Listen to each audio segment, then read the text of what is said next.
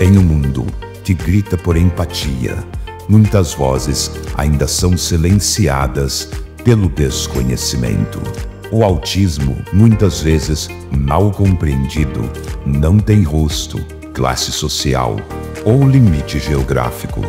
Ele está nas escolas, nas praças, nas famílias e principalmente nos olhares atentos de quem busca entender além das aparências.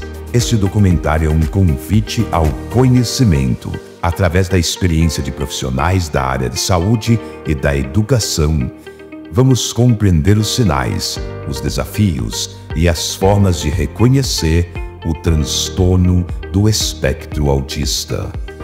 Mas, mais do que isso, vamos ouvir o coração de quem vive essa realidade todos os dias. Mães que enfrentam preconceitos, barreiras e incertezas, mas que também descobrem forças que nem sabiam que tinham, porque entender o autismo é um passo essencial para respeitar quem o vive.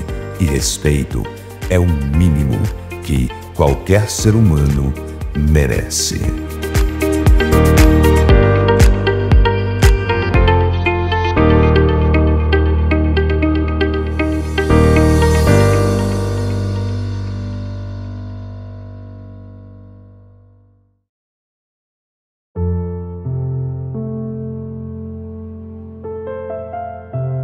O autismo não tem rosto, não tem cor, não tem um jeito único de existir. Ele está nos olhares, nos gestos, nos silêncios. O autismo não tem cara, está em cada criança que vê o mundo de um jeito diferente, especial. Ele está presente em milhares de lares, nas escolas, nas famílias, nas ruas e precisa ser reconhecido com mais seriedade e respeito. Para entender mais a fundo essa condição que afeta a forma de sentir, perceber e se comunicar com o mundo, nós somos até a APAE de Cerqueira César.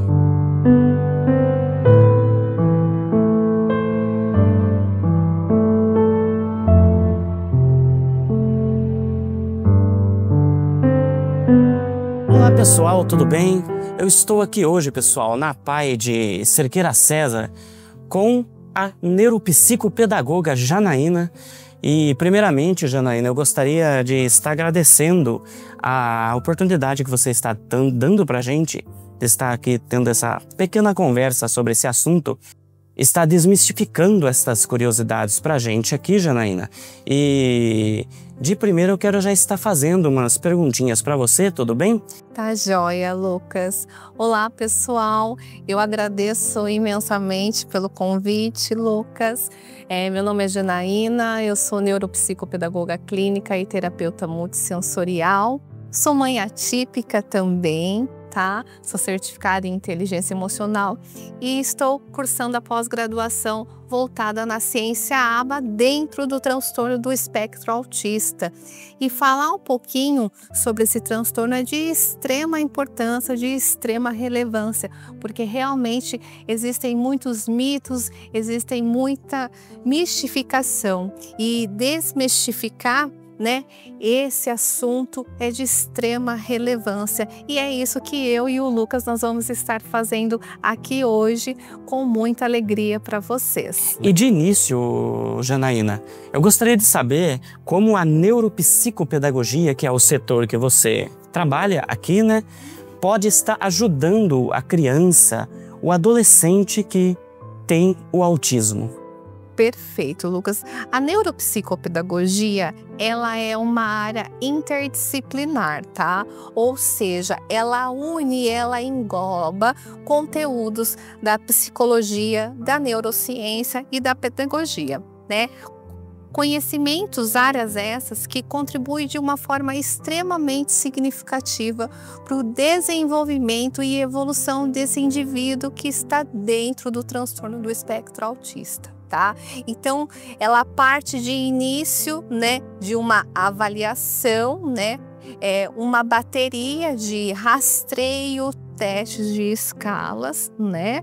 É também importante ressaltar aqui que a neuropsicopedagogia, ela não trabalha sozinha, como o próprio nome diz, né? É uma área interdisciplinar, então está relacionada às demais áreas também, né? A psicologia, a própria neuropsicologia, né? A pedagogia e a própria medicina especializada dentro dos transtornos do neurodesenvolvimento. Então ela parte de uma avaliação, né? Com testes de escalas e o olhar, né, esse olhar observacional clínico, onde nós vamos detectar, né, os pontos fortes, positivos dessa pessoa, dessa criança, mas também os prejuízos, os déficits que se encontram dentro do desenvolvimento infantil. Fazemos todo um planejamento para começar a intervenção, essa intervenção especializada, preparada com muita cautela, com muito cuidado para essa criança, né? Entendi.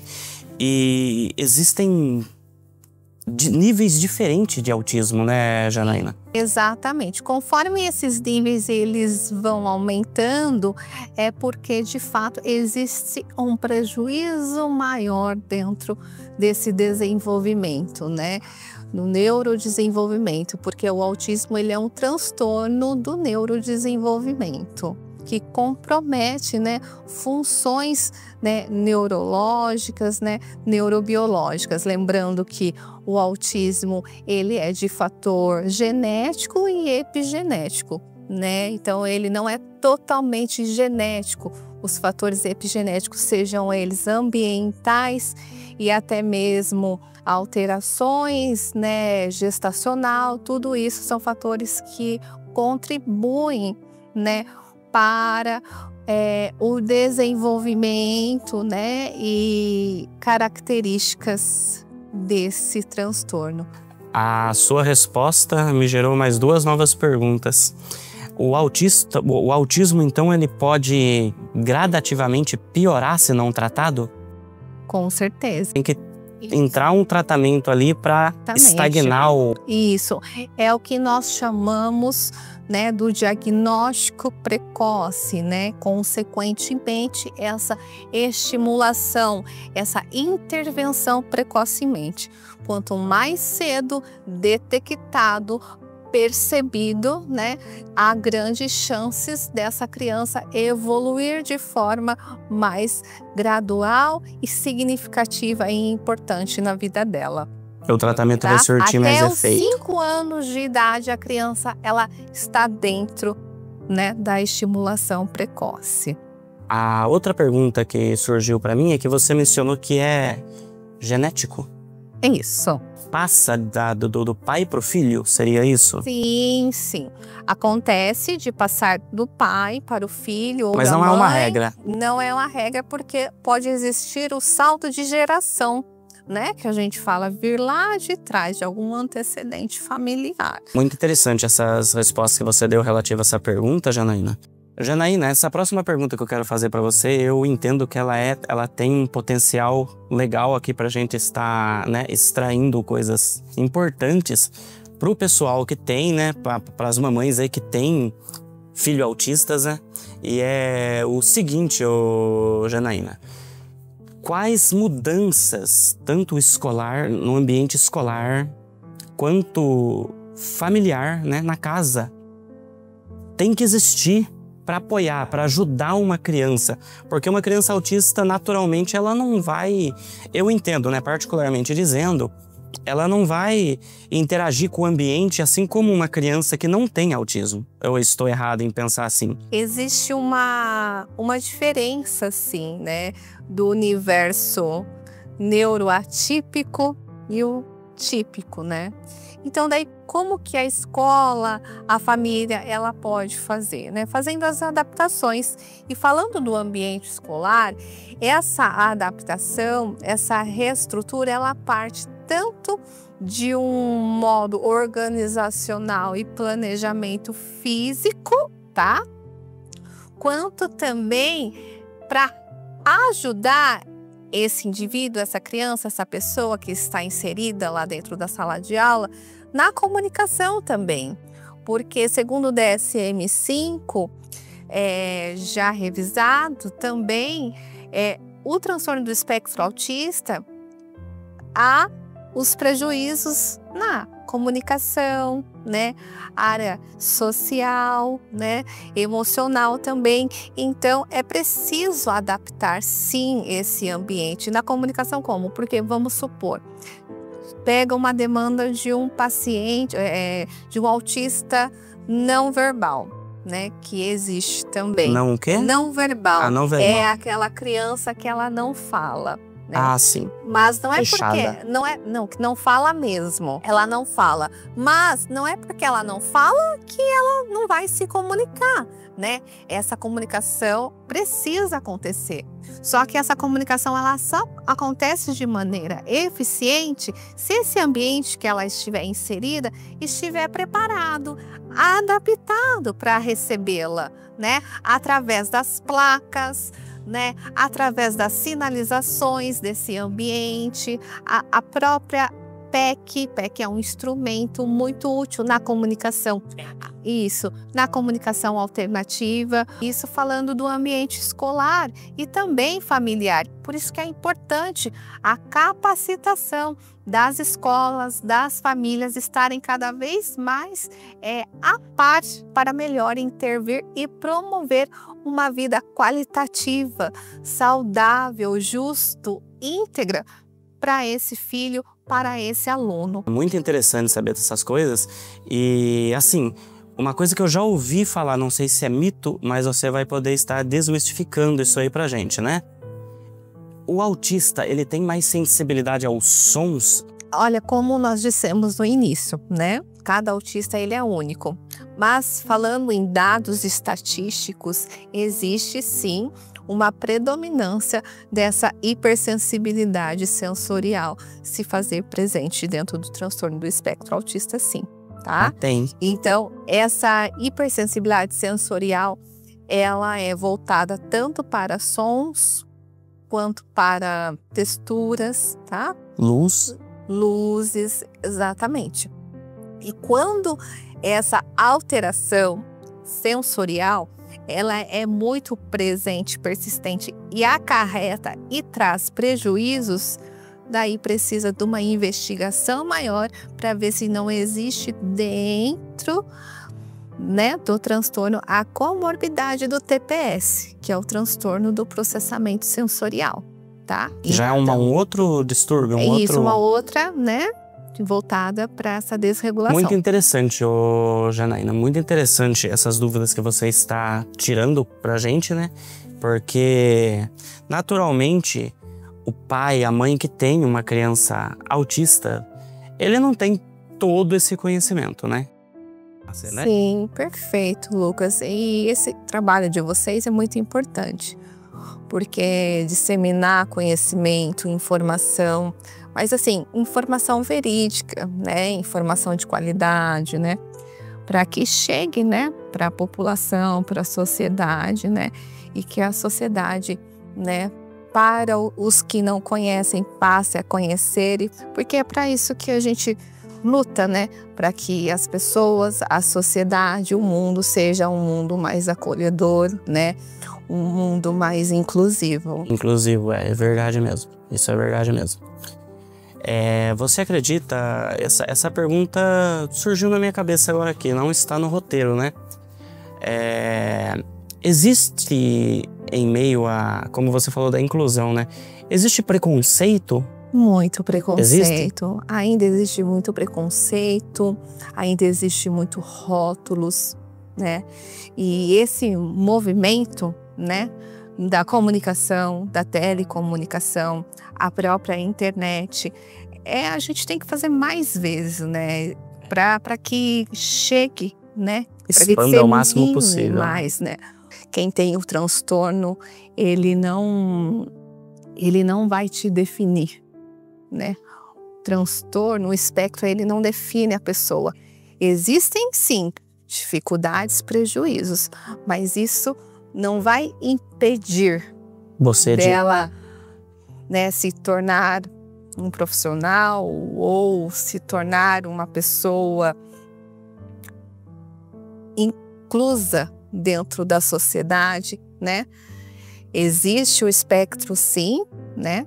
Mas existe também, né, toda a preparação, todo o tratamento adequado que hoje, né, o Brasil, né, ele vem aí, lógico que tem muito a melhorar ainda, né, mas eu acredito que hoje a gente tem mais profissionais aí preparados dentro da área. O Brasil abraçou mais a causa do autismo nos últimos anos. Tem que abraçar muito mais ainda, mas acredito que, como eu disse e repito, quanto mais a gente levar informação verídica, né, mais a conscientização vai chegar nas pessoas. Muito interessante, muito bom, viu, Janaína?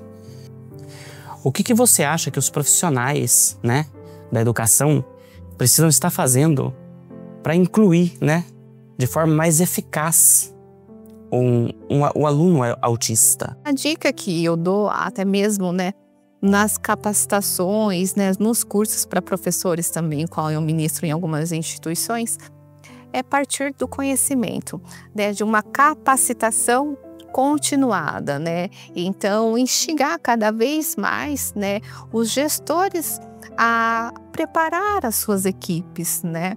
Então, concursos, né, nas próprias reuniões, né, de HTPCs, ATPCs, né? Então, trazer mais, né, o conhecimento de conscientização do autismo, né? Saber de fato o que é esse transtorno do espectro autista, porque a partir do momento que a gente conhece, né, realmente aquilo, né, a nossa mente ela se expande, ela abre. Então, a partir daí, a gente vai buscar mais conhecimentos ainda para a gente conseguir, né, associar com a nossa prática, né, que são as estratégias. O que eu posso fazer para aquele aluno aprender melhor, se distrair menos, né? Como eu disse, de repente aquele aluno que tem dificuldade na fala, vou inserir mais PECs durante, né, o processo, né, para que ele possa assimilar, entender melhor, né, de forma visual, e daí consequentemente essa comunicação vai acontecer de forma mais, né, eficiente, né? Então eu acredito que a capacitação, né, continuada, promovermos, né, mais, né, movimentos de preparação, né, para o núcleo, para o corpo docente, os gestores, né, que estão à frente, promover mais encontros para preparar, né, a escola.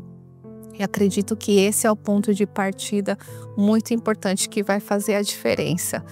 Resumindo, o professor adquirir conhecimento na área para assim estar atribuindo um atendimento melhor, né, a uma criança autista, né, Janaína? Sim. Pessoal, a gente conversou aqui com a Janaína, que é neuropsicopedagoga aqui da PAI de Cerqueira César, né? Muito obrigado, Janaína, por esse papinho que a gente teve aqui, tá bom? Agradeço imensamente mesmo por essas dúvidas que você esteve esclarecendo pra gente aqui. Muito obrigado mesmo. Obrigada, Lu. Foi um prazer estar conhecendo você, Janaína. Eu até a próxima. Logo após a gente ter essa super conversa com a neuropsicopedagoga na PAI de Cerqueira César, deslocamos-nos aqui até a cidade de Manduri para conversar com uma mãe atípica. Fomos até a casa da mamãe Franciele para saber da boca de uma mãe como é ter uma filha autista.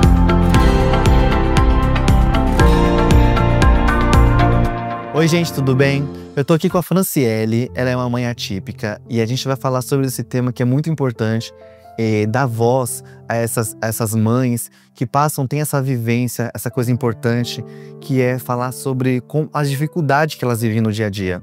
A Fran, ela é mais que uma mãe, ela toma frente de outras mães que passam por essa situação, que às vezes pela vivência é importante, pelo jeito de lidar com a situação é importante. Muitas mães às vezes não sabem lidar, procuram ajuda. E a Fran, como uma mãe que passa, que tem essa vivência, sabe lidar, sabe dizer, sabe aconselhar. Então, Fran, se apresente pra gente, por favor. Prazer, meu nome é Franciele, tenho 32 anos, moro em Manduri, tenho uma filha autista de 11 anos, chama Giovana. Com quantos anos que você teve o diagnóstico dela? A gente descobrimos o diagnóstico da Giovana com 8 anos. Hoje ela tem 11? Hoje ela tem 11. 11 anos. E como que foi pra você quando você descobriu esse diagnóstico? Então, pra mim, eu sempre tive uma suspeita, né, que ela era autista. Mas a gente não tinha certeza que era. Aí a gente foi procurar os médicos, tudo mais. Foi aí que a gente conseguimos, né, descobrir com 8 anos. E ela, pra mim, foi um divisor de águas. Foi super tranquilo, não tive esse luto. Muitas mães ficam assim, abaladas, luto, né? Eu não, porque eu sempre desconfiei de algo. Entendi. E eu quis encarar como um desafio mesmo. Eu sei o quanto é difícil, né? Só que se eu ver para um lado mais leve, vai se tornar mais leve para Giovana. Porque se eu levar muito na parte, de luto, não aceito. Então, quanto isso seria complicado para Giovana. Então, um caminho, eu falei, pronto, agora eu tenho um caminho para seguir. Eu tenho um caminho que eu posso seguir com a Giovana. Até porque ela já vai passar por preconceitos e dificuldades fora de casa, entendeu? Então dentro de casa tem que ser um conforto, né? Sim, um lugar de acolhimento, não de tantos julgamentos. Por que aconteceu isso comigo? Ou não é sobre mim, é sobre a Giovana. Então tem que ter esse olhar de acolhimento para ela, pra gente poder, né, correr atrás das coisas para ela, porque hoje eu sou a voz da Giovana, estou aqui pela Giovana, então eu luto pela inclusão, luto pela Giovana, até que um dia ela mesma possa fazer isso por ela mesma. Por conta de você ser essa mãe à frente, de encarar isso de frente, que isso é muito bonito e muito forte, parabéns por isso, você acabou também fazendo um grupo, né? Sim. Fala pra gente sobre isso, que eu acho muito legal. Então, através da Giovana, e como um exemplo de vários lugares que teve, né? Que teve em Piraju, e eu peguei o exemplo deles lá. E através da Giovana, eu resolvi lutar, não só pela Giovana, mas por todas as pessoas. E o grupo foi inaugurado dia 23 de fevereiro de 2024. Que era Grupo Autismo Manduri. Fizemos a primeira caminhada em conscientização do autismo. Nesse grupo que a gente faz uma vez por mês, uma reunião com as famílias, não só as mães, mas os pais. Família aberta ao público mesmo, sabe? Para todo mundo ali ver um pouquinho a história de cada mãe, para a gente ser uma rede de apoio, né? Que muitos reclamam que não tem rede de apoio. Então, que nós mesmos fazemos nossa rede de apoio, né? Que é ajudar o outro, né? E às vezes as histórias, o que eu tô passando, outras também tá.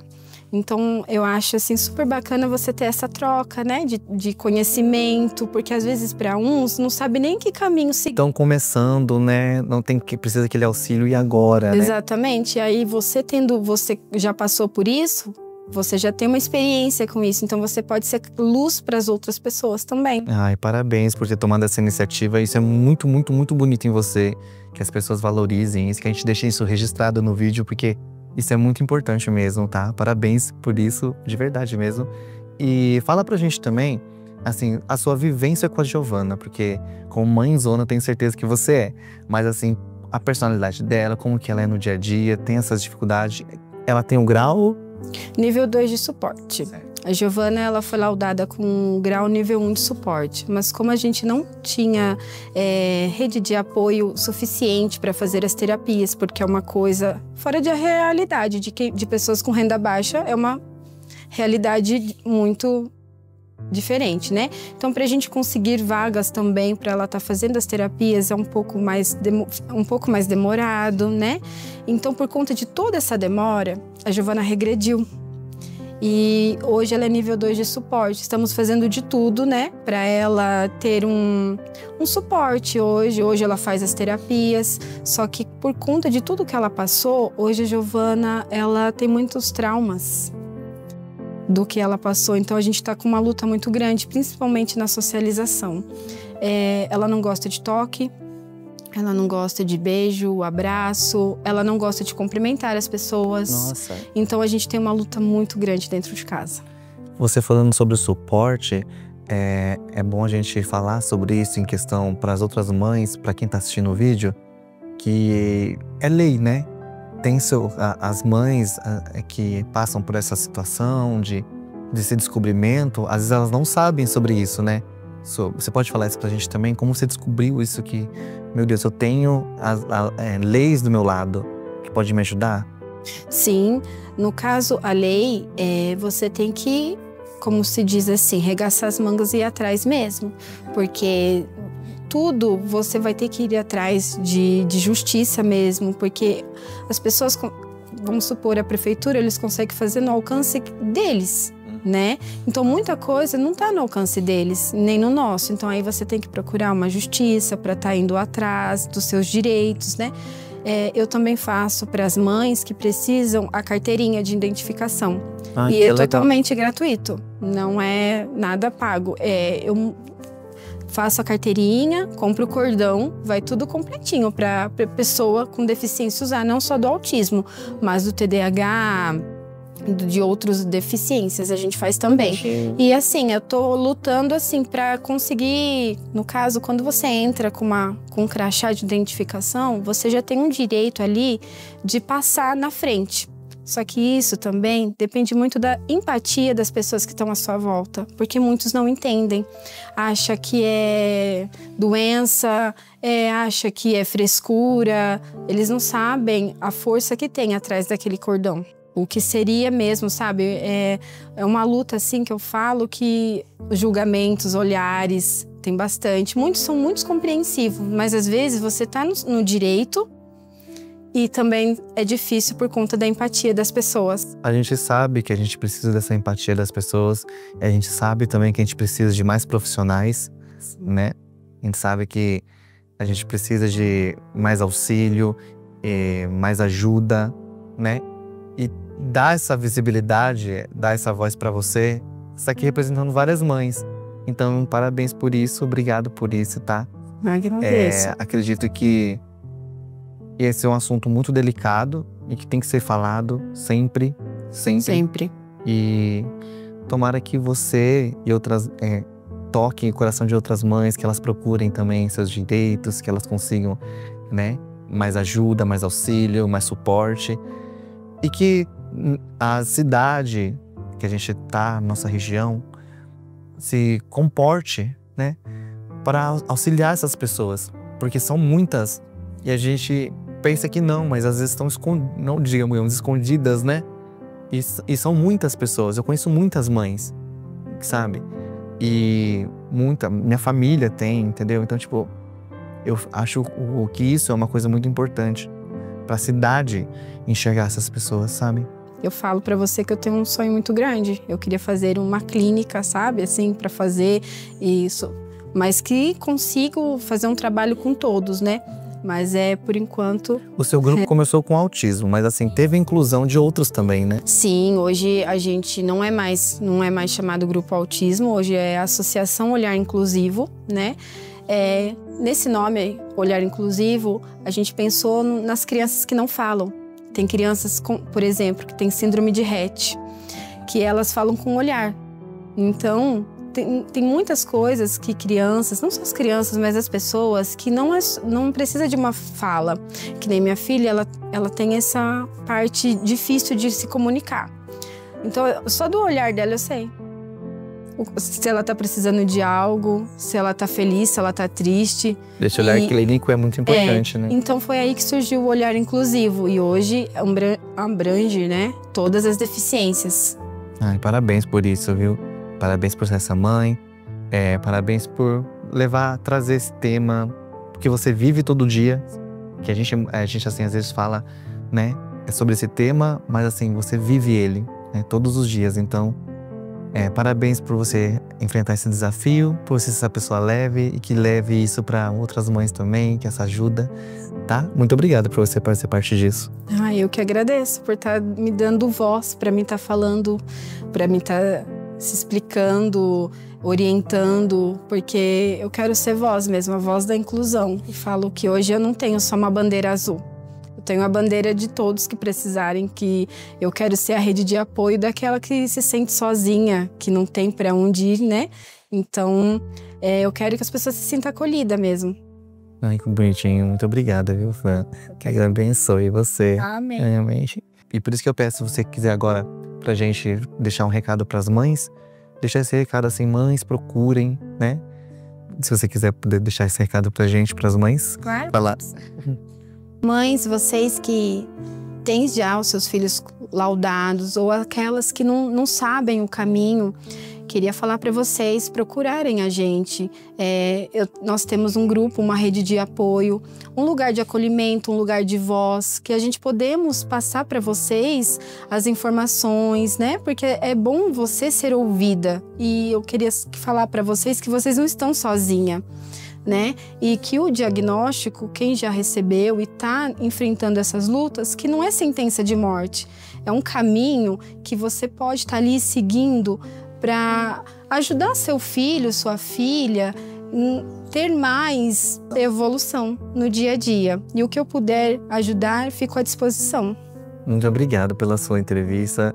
Espero que toque o coração de todas as mães, que todas as mães que tenham, compartilha, curtam, comenta, ajuda a gente a levar essa informação para todo mundo, que é uma informação muito importante, que a gente espalhe mais empatia, que a gente espalhe mais auxílio, que a gente espalhe mais tudo que puder de bom para que, de certa forma, a gente acolha pessoas que passem por isso. Obrigado a toda a equipe, obrigado Lucas, Agnus, e é isso aí.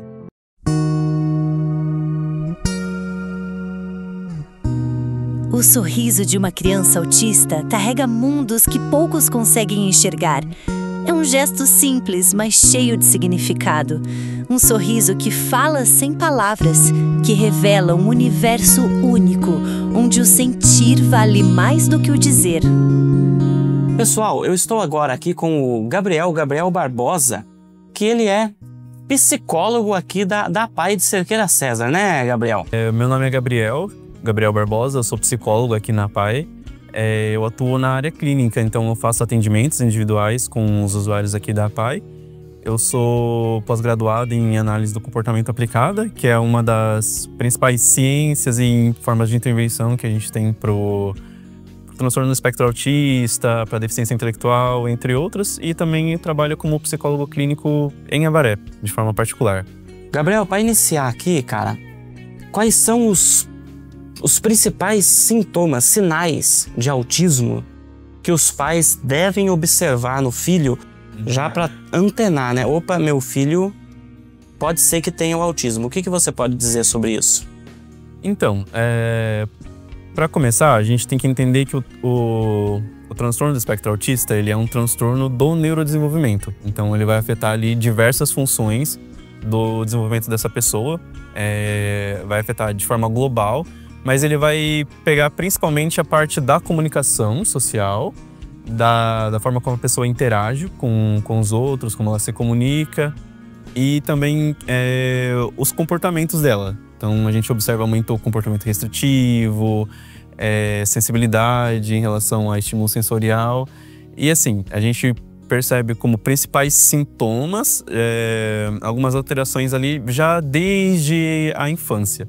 Então, desde muito pouca idade, desde que a pessoa ainda ali entre os seus 2 anos, a gente já começa a perceber alguns sinais. É bem cedo mesmo. E aí, alguns sinais precoces que a gente percebe assim, quando você fala, por exemplo, com a criança, faz alguma brincadeira, tenta fazer ela imitar alguma expressão facial, alguma careta, e ela não faz contato visual com você, ignora. Ela acaba ignorando, como se fosse indiferente para ela, aquele estímulo que você está dando. Ela não retribui algum sorriso, demora para começar a balbuciar, para formar aqueles primeiros sons antes de vir a fala realmente.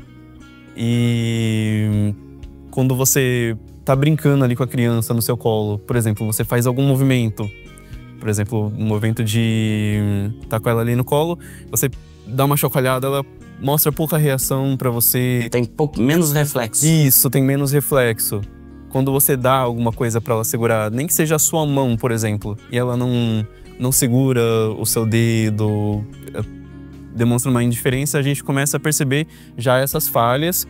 Ali já tem algo errado ali. Isso, já essas falhas no desenvolvimento da interação social, da reciprocidade, entre outras coisas. E também a questão da sensibilidade sensorial, que algumas crianças têm muita sensibilidade a barulhos logo cedo, então você fala muito alto perto dela, acontece algum barulho, derruba alguma coisa, ela já imediatamente tampa o ouvido, como se aquilo trouxesse muito desconforto para ela.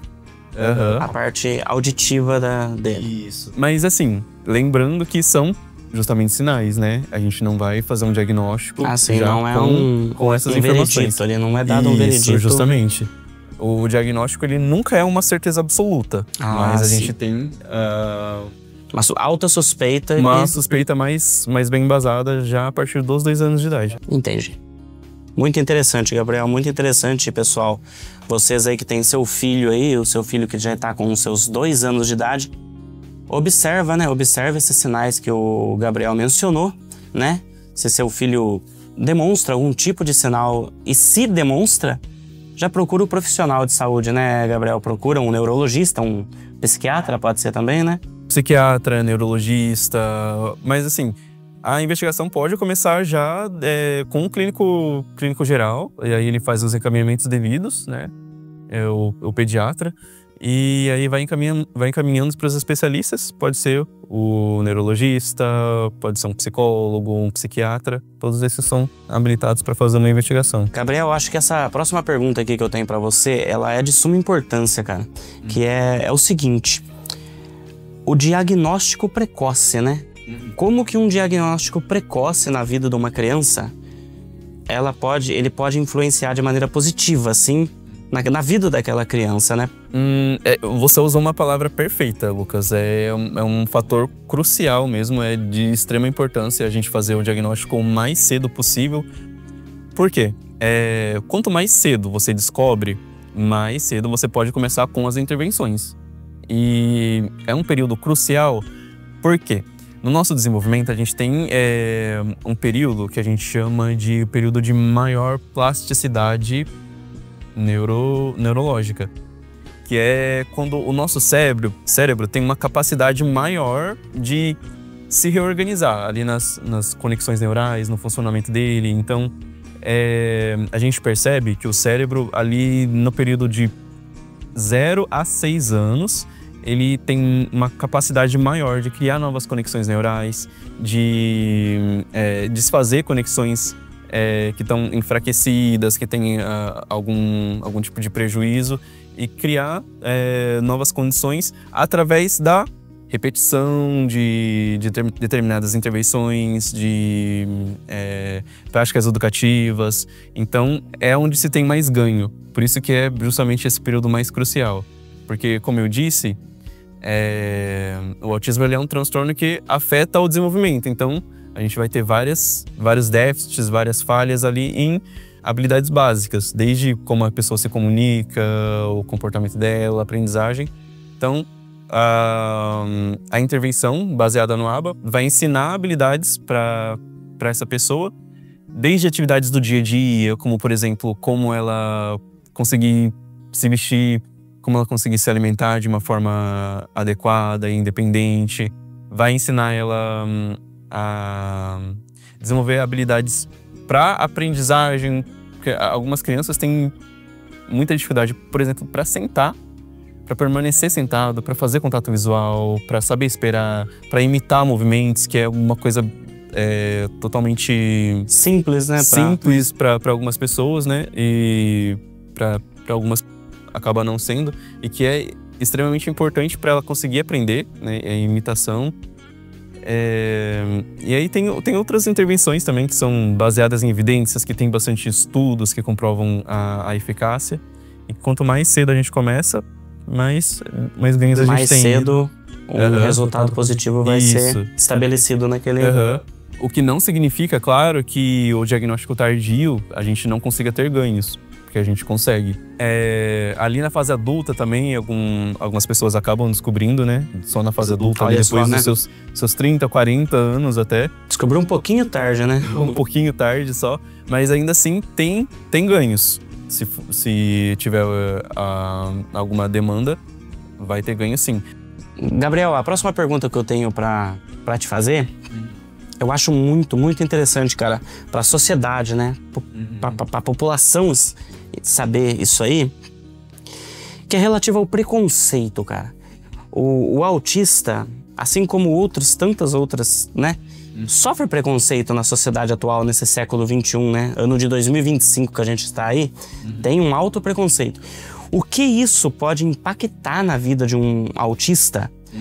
Tanto uma criança ali de 5, porque de 2 anos ainda não tem um conhecimento, eu acredito. Mas uns 5, 6 anos já tem uma, né?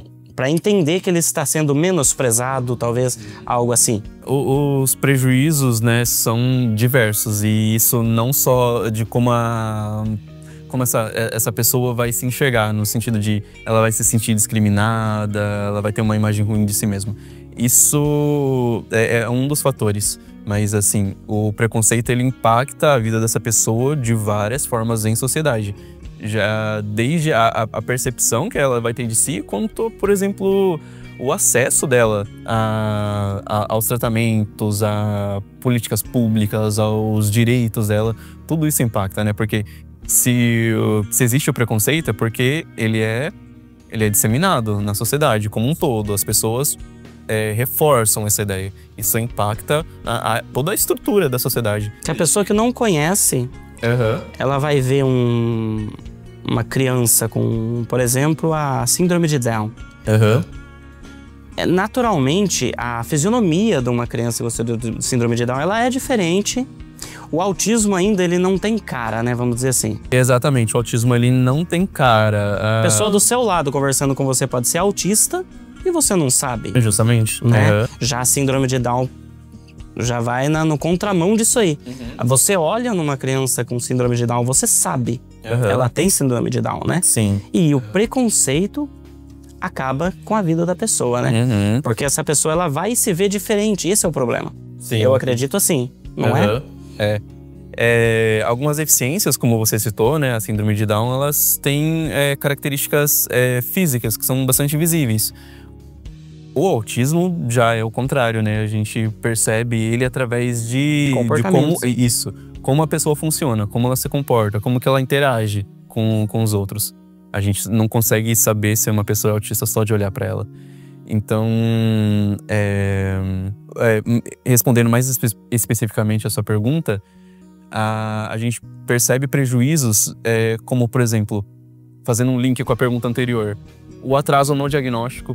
Se a pessoa tem preconceitos, se a família dessa pessoa tem preconceitos, provavelmente ela vai demorar mais para procurar o diagnóstico, ela vai ter todo um processo de negação, ela vai perceber que a criança tem comportamentos diferentes, que ela tem as dificuldades dela, mas acaba não tendo um olhar cuidadoso, adequado para essas demandas que a criança traz, justamente por causa desse preconceito, dessa dificuldade de aceitar a ideia de que o filho pode ter um funcionamento diferente, pode ter uma deficiência.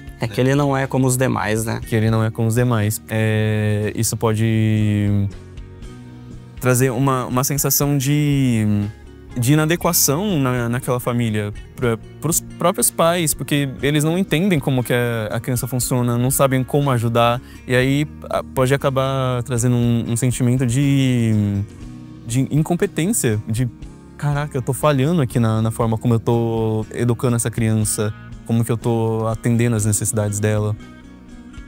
E também acaba trazendo isolamento social, porque algumas famílias vão ter dificuldade para levar essa criança para outros ambientes, porque pode ser que ela acabe se desregulando e tenha comportamentos que a gente considera socialmente inadequados, né?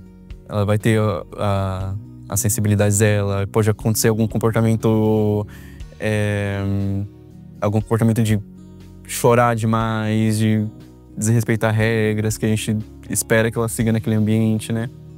E aí, para evitar esse tipo de transtorno, a família acaba ficando reclusa, isolada, evita sair para lugares públicos com essa criança. Isola a criança, né? Porque às vezes a criança pode ter uma crise, alguma coisa assim.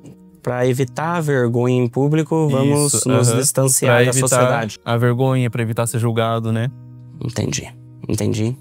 Gabriel, cara, eu adorei esse papo que eu tive com você aqui, cara. Muito interessante, foi bem esclarecedor o assunto que a gente teve aqui. Eu agradeço também a oportunidade. Esse tempinho que você teve aqui com a gente, agradeço demais mesmo.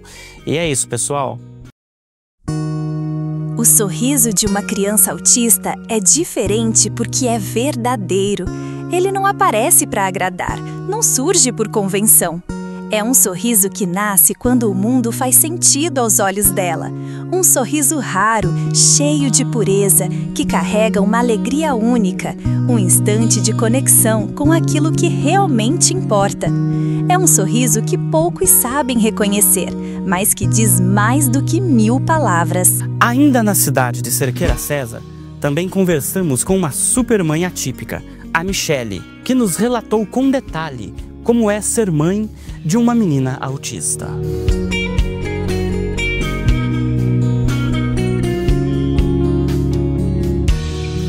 Olá galera, tudo bem? Eu tô aqui com a Michele, ela é mãe atípica e a gente queria saber mais sobre esse tema, que é um tema muito delicado e importante para ser dito, e seria importante para vocês conhecerem mais sobre a vivência de uma mãe. Vamos lá? Muito obrigada, Igor. Prazer, gratidão pela oportunidade. Eu sou Michele, moro aqui em Cerqueira, tenho 39 anos, sou mãe atípica da Raquel. Ela tem 5 anos, vai fazer 6 anos o mês que vem. Michele, você assim como mãe, que tem essa vivência, que passa por isso, você pode falar pra gente assim, os momentos mais desafiadores que você passa assim no dia a dia? Eu acredito que desde quando a gente recebe o diagnóstico, para mim, o momento mais desafiador foi a parte da clareza do diagnóstico, né? Porque é uma luta pra gente conseguir, para saber como que o que tá acontecendo com a criança. A gente vai em profissionais, aí começa aquele processo de investigação, então é um pouco desgastante, né? Aí eu comecei a estudar por conta própria, né? E eu comecei a investigar e eu percebi que tinha alguma coisa que não estava muito certo, que não estava comum, né? Ela começou a apresentar dificuldade para sentar, dificuldade para se levantar, andar, afirmar as perninhas. E aí eu comecei a perceber que tinha algo errado. Ela chorava muito, uma criança que não dormia bem, chorava demais. E eu fui atrás de profissionais investigar. Então, essa parte, para chegar no diagnóstico, no laudo, eu acho que desgasta bastante. E o segundo momento foi a parte também de poder inserir na sociedade. Então, é uma questão também bastante desafiadora. Você, como uma pessoa que entende o que é carregar um preconceito no dia a dia, você sabe dizer sobre se essa questão também trouxe mais desafio nessa questão de preconceito?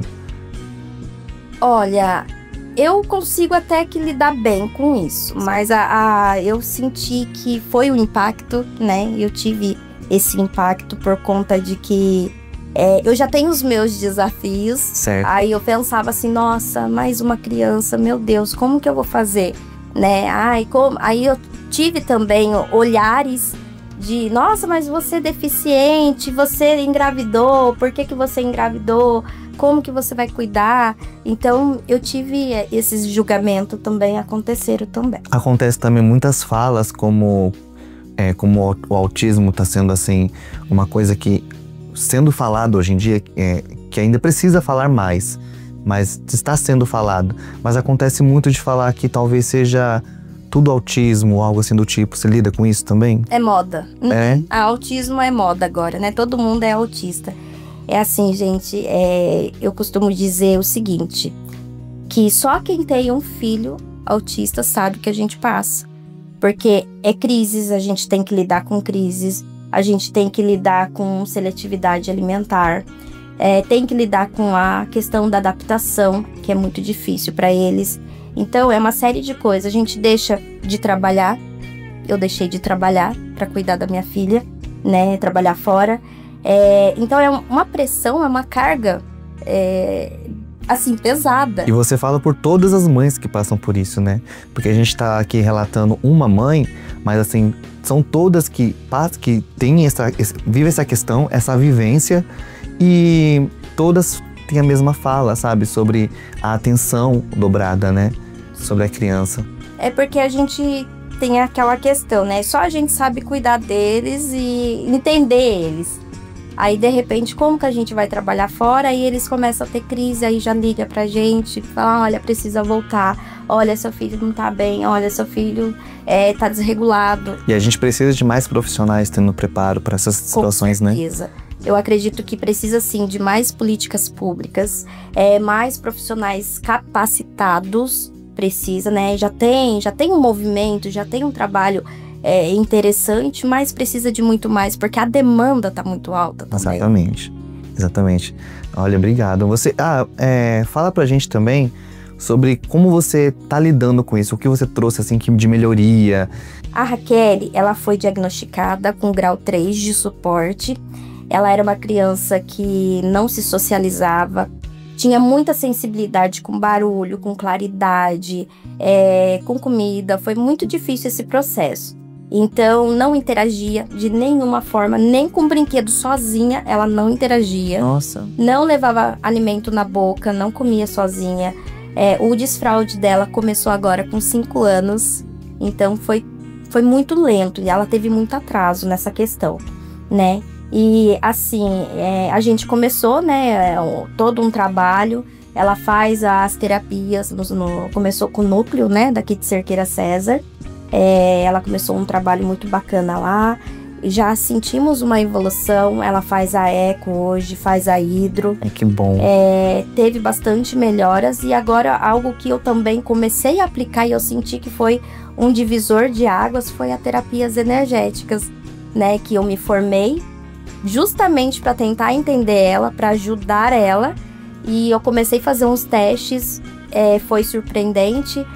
Semana passada eu recebi uma mensagem das professoras da APAE elogiando. Ela já tá falando praticamente de tudo que ela não falava. Ela não se alimentava, ela era muito resistente a ordens, a comandos, ela não interagia. Então, era um processo mais delicado e agora ela tá se permitindo. Cada mãe, eu acho que procura enfrenta o seu desafio, procura a sua solução. Uhum. E é bom quando a gente faz esse tipo de relato, que você acaba fazendo indicações que talvez mostre o caminho para outras mães que estão começando ou não estão sabendo lidar. Então, é muito legal você falar sobre isso também, sobre terapias energéticas, né, que você começou a fazer. Muito legal. É bom indicar, né? Indicar para as pessoas, você faz também. Sim. Isso é muito legal. E assim, não precisa falar nada, não precisa fazer nada, não toma nenhum remédio, não toma nada. E o negócio funciona, porque é uma forma sutil de trabalhar a energia, né? E essas crianças, eu falo que eles são os nossos anjos, né? Então, eles têm uma sensibilidade de um mundo, de algo, não falo espiritual, mas é um alvo, assim, a energia deles é muito aflorada. Então, eles captam muita energia também, como eles demandam de muita energia. Então, com a terapia energética, a gente consegue equilibrar. Ai, que belezinha. Mas tudo dá certo e hoje em dia tem muitas possibilidades, tem muitos recursos. Eu sei que é difícil, é uma luta, mas para as mães não desistir, ir atrás dos direitos das crianças, elas têm direitos sim. Isso é bom falar. Isso é bom falar. Essas crianças têm os direitos, não desistam. Às vezes eu sinto que tem mãe que tem medo de falar, tem vergonha, tem algum receio. Não precisa ter esse tipo de questão. É direito dos filhos e o que é direito, lute por eles, porque só vai fazer bem, só vai trazer benefício para essas crianças. Obrigado mais uma vez, tá, meu? Eu que agradeço pelo convite, pela disponibilidade de estar aqui e gratidão toda a equipe, gratidão por tudo. E com essa bela entrevista que a Michele nos deu, nós encerramos esse documentário. Espero do fundo do coração que de alguma forma que esse documentário tenha sido suficiente para poder mostrar um pouquinho do que é esse mundo do autismo. Muito obrigado a todos que assistiram e que Deus abençoe a todos.